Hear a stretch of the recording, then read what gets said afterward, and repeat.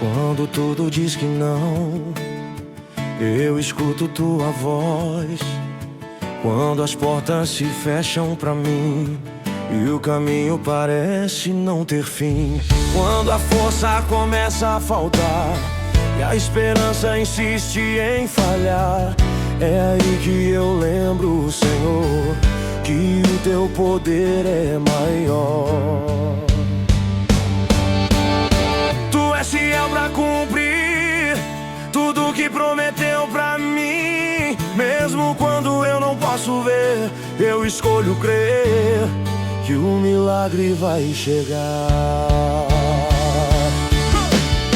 Se o mar se levanta pra impedir, eu sei que tu estás aqui. Se a noite tenta me calar, tua luz vem me guiar. Nada pode te deter, o impossível é teu fazer.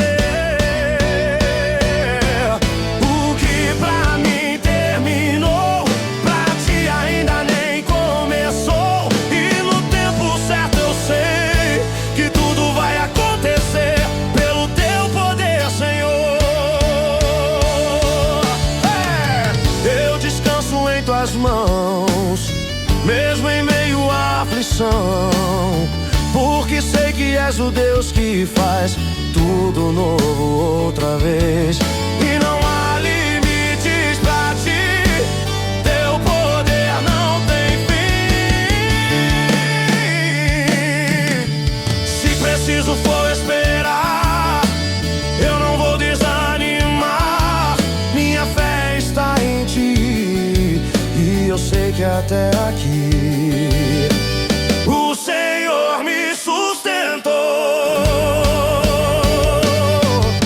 Tu és o Deus do impossível, o Deus que nunca falhou. Abre caminho no deserto, faz milagre onde for. E eu creio em ti. Nada é impossível pra ti. E o que hoje eu não posso ver, amanhã será testemunho do teu poder.